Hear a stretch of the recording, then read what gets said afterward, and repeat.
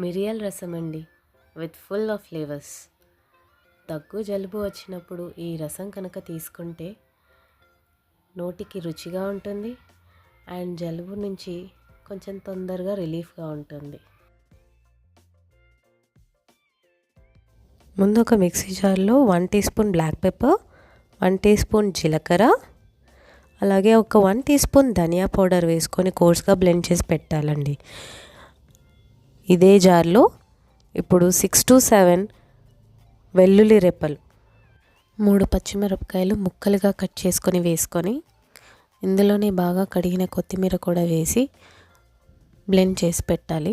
ఇదే మనకు రసంలోకి మసాలా. ఇప్పుడు ఒక కడాయి పెట్టుకొని అందులో 3 టేబుల్ స్పూన్స్ ఆయిల్ యాడ్ చేసుకొని ఆయిల్ హీట్ ఎక్కిన తర్వాత 1 టీ స్పూన్ జీలకర్ర ఆవాలు వేసి అందులో ముందుగా రెడీ చేసి పెట్టుకున్న మసాలా యాడ్ చేసుకొని సిమ్లో మాత్రం పెట్టుకోండి, హైలో పెట్టొద్దు, మాడిపోతుంది. ఇప్పుడు ఒక 1/2 టీ స్పూన్ పసుపు వేసి కలుపుకోండి.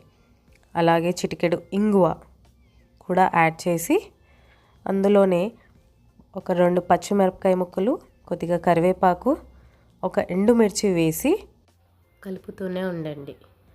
రసం టేస్ట్ మొత్తం ఈ మసాలాలోనే ఉంటుంది, అందుకే కలుపుతూనే ఉండండి, అస్సలు మార్చొద్దు.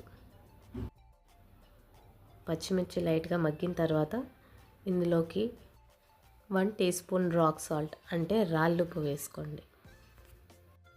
ఈలోగా ఒక మిక్సీ జార్ తీసుకొని ఒక టొమాటో చిన్న ముక్కలుగా కట్ చేసి అలాగే ఒక చిన్న ముక్క చింతపండు వేసుకొని మెత్తని పేస్ట్ లాగా బ్లెండ్ చేసి ఈ మసాలాలో యాడ్ చేసుకొని బాగా ఉడకనివ్వాలి. ఒక 2 నిమిషాల పాటు ఈ టొమాటోని బాగా ఉడకనివ్వాలి. బాగా ఉడికిన తర్వాత ఇలా ఆయిల్ పైకి తేలుతుంది.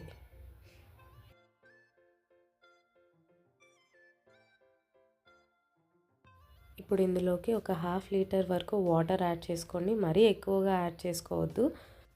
కన్సిస్టెన్సీ చెక్ చేసుకొని మూత పెట్టేసుకోండి. ఫ్లేమ్ మీడియంలో పెట్టేసి ఒక 5 నిమిషాల పాటు ఉడకనివ్వాలి. 5 మినిట్స్ తర్వాత కన్సిస్టెన్సీ చెక్ చేసుకొని సిమ్లో పెట్టుకొని ఒక 2 నిమిషాల పాటు ఉంచుకొని లాస్ట్లో కొద్దిగా కొత్తిమీర వేసుకొని స్టవ్ ఆఫ్ చేసేయాలండి.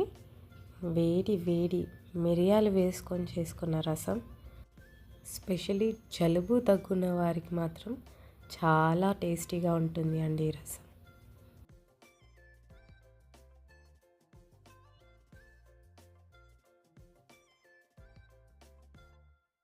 ఈ రసం ఉడికేటప్పుడు వచ్చే అరోమా స్మెల్కి ఎటువంటి వారైనా టెంప్ట్ అవ్వాల్సిందే.